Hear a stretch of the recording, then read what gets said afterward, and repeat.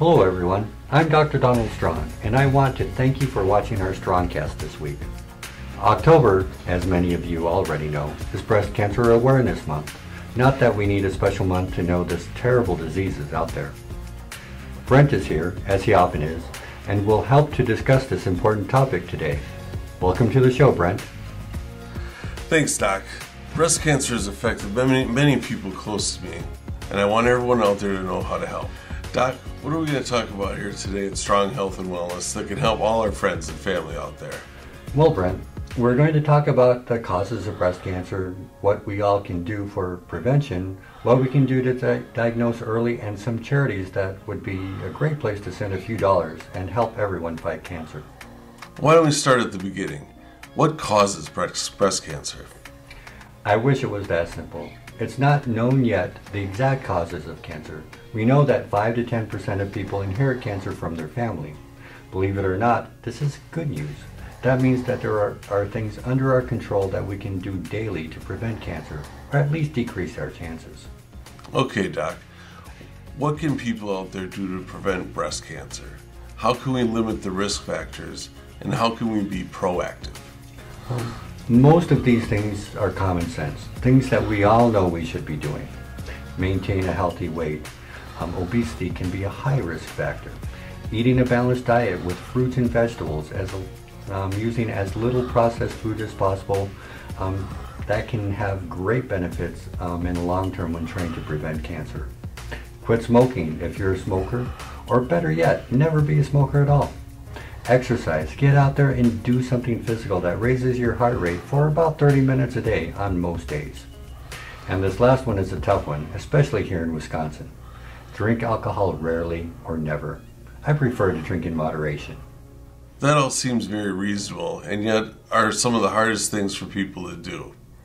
I want to open a bar called moderation. And then everyone can drink in moderation every day.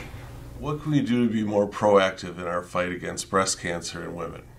Well, beyond what we talked about, one of the best ways to reduce the risk of breast cancer is by optimizing hormones with bioidentical hormone replacement therapy.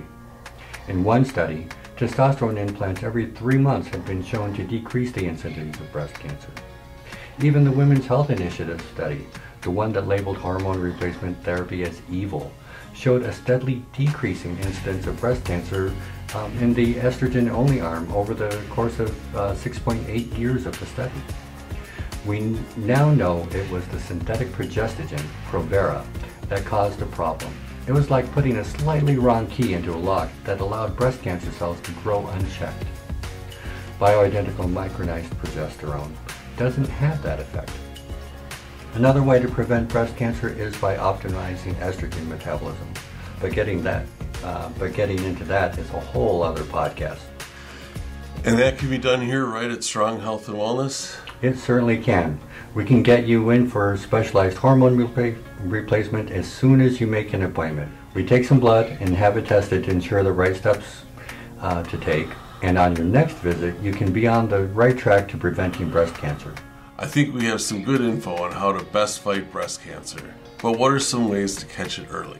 First, you should be seeing a doctor regularly for proper examinations, looking for the signs of cancer. In between visits, you can do regular breast self-examination in the shower.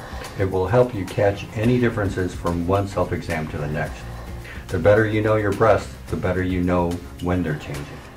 Great advice, Doc. Now let's say someone wants to help save second base. What are some good charities out there? Well, my favorite charity for breast cancer prevention is the Breast Cancer Research Foundation.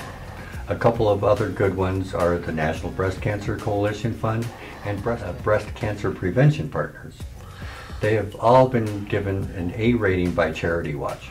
It's important that as much money goes to the fight and not just to make people money.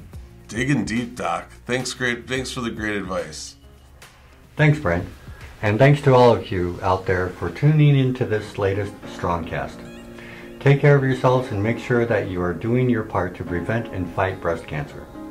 I would like to invite all of you to follow Strong Health and Wellness on Facebook, Twitter at DocStrong, and Instagram at Strong Health and Wellness. Thanks and have a great day.